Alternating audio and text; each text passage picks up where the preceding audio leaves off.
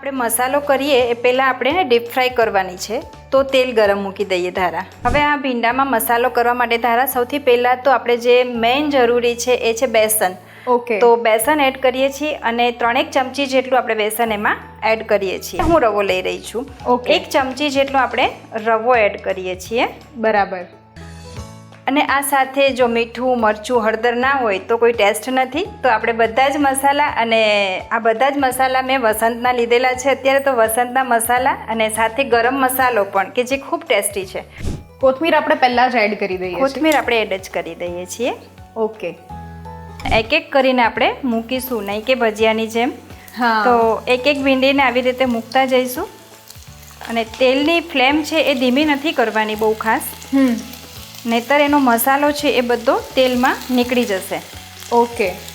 આને બહુ વાર નથી લાગતી. એક એ પણ સારી વાત છે કે બહુ ઝડપથી થઈ જાય છે.